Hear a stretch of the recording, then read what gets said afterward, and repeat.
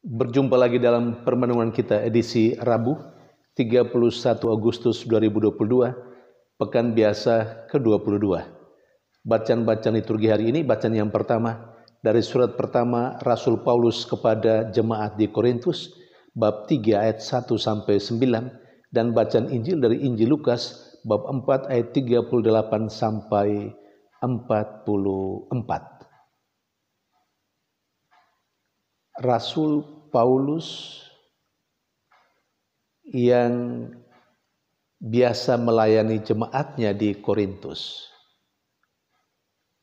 betul mengikuti perkembangan kehidupan beriman jemaatnya di Korintus.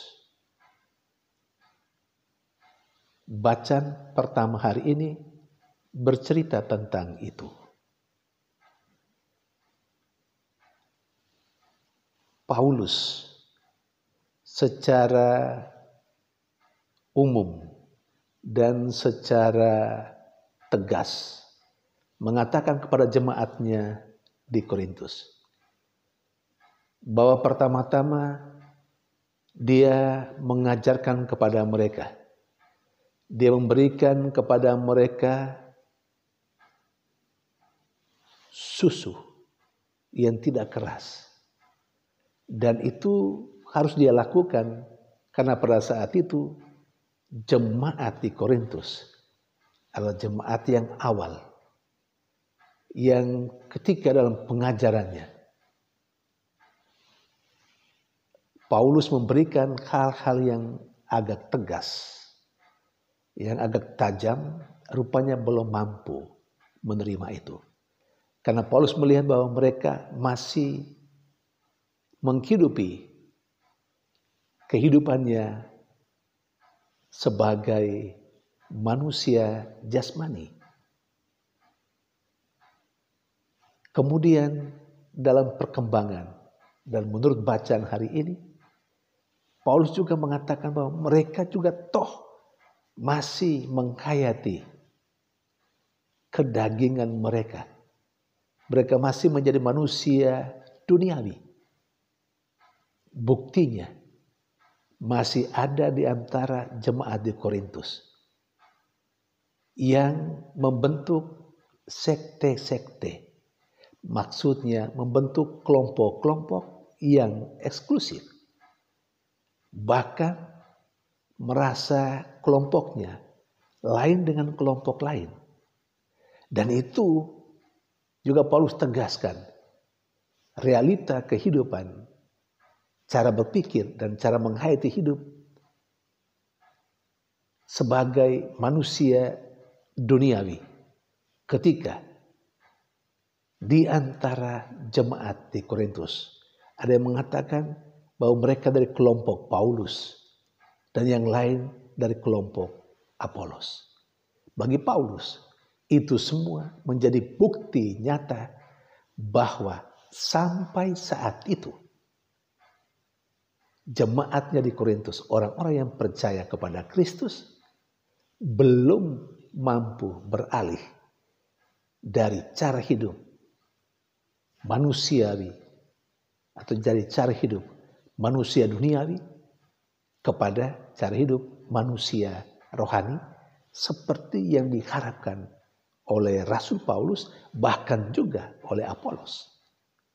Karena tujuan pengajaran, tujuan pewartaan siapapun, termasuk Rasul Paulus dan Apolos, adalah supaya orang-orang yang mendengarkan pengajaran mereka membaharui kehidupannya, memiliki cara berpikir seperti cara berpikir Allah, memiliki tutur kata seperti tutur kata Allah, memiliki tingkah laku seperti tingkah laku Allah. Itu tujuannya. Dan itu yang disebut dengan manusia rohani oleh Rasul Paulus. Dan ini belum muncul, belum ada dalam kehidupan jemaat di Korintus seperti yang diceritakan dalam bacaan pertama hari ini. Saudari dan saudara yang terkasih, kita pasti bukanlah jemaat di Korintus. Tetapi cara menghayati kehidupan beriman kita, cara menghayati kekatolikan kita mungkin saja sama dengan kelompok jemaat di Korintus pada masa Rasul Paulus saat itu.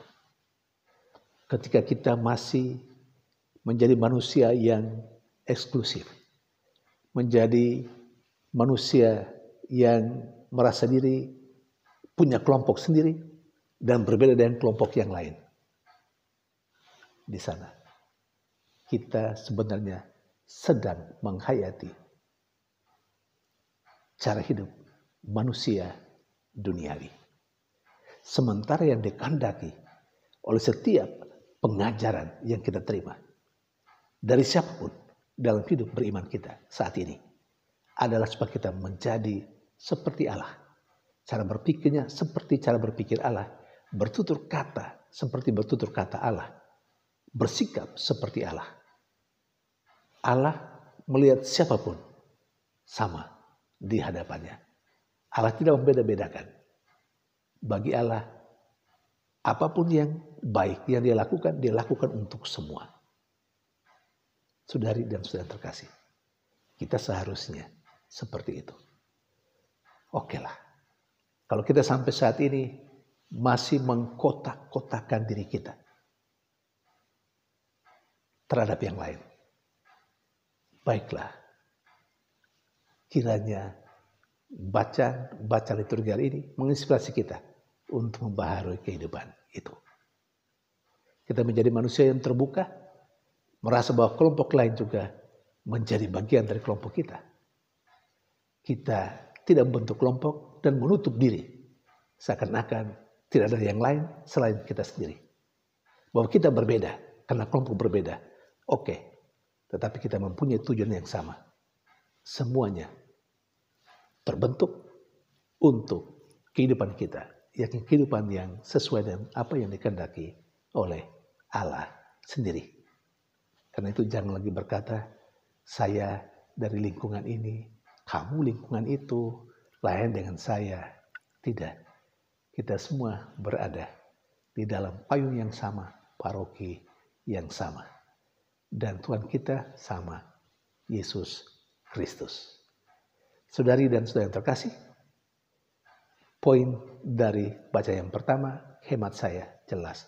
Supaya kita menjadi manusia rohani yang diharapkan oleh Allah, yakni manusia yang terbuka dengan siapapun, dengan kelompok manapun yang ada di sekitar kita. Kita ada untuk mereka, mereka ada untuk kita. Semuanya demi kemuliaan Tuhan dan demi keselamatan kita bersama. Sementara dalam bacaan Injil, banyak orang yang sakit disembuhkan. Satu poin saja, saya mengajak kita untuk melihat lebih khusus tentang ibu mertua Petrus. Dia juga salah satu orang yang disembuhkan menurut bacaan Injil hari ini. Orang yang disembuhkan dari demam yang keras. Apa yang dia lakukan setelah dia mengalami kesembuhan itu? Dia melayani Tuhan. Mengapa dia melayani Tuhan? Itu bentuk syukurnya kepada Yesus yang telah menyembuhkan dia. Saudari dan saudara terkasih, ada banyak hal yang kita terima dari Tuhan dalam kehidupan kita sehari-hari, disadari ataupun tidak. Kalaupun ada orang yang belum sadar, baiklah permenungan ini menyadarkan dia.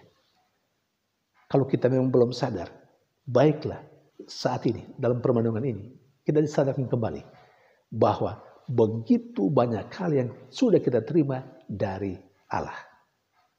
Nah, apa yang mesti kita lakukan setelah kita menerima begitu banyak hal anugerah dari Allah, rahmat dari Allah? Kiranya mertua Simon Petrus menjadi contoh bagi kita. Kita mau melayani Tuhan. Apa artinya melayani Tuhan? Kita bisa melayani Tuhan di sekitar altar. Kita bisa melayani Tuhan dengan hidup bermasyarakat yang baik menurut contoh dan teladan hidup Tuhan sendiri.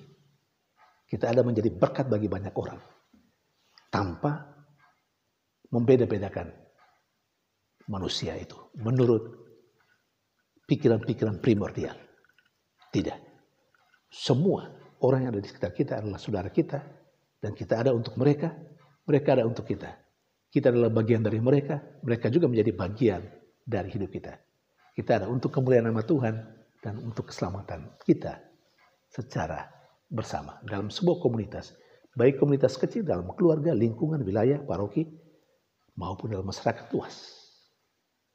Saudari dan saudara yang terkasih, marilah kita melakukan sesuatu yang baik untuk siapapun, untuk gereja, untuk masyarakat.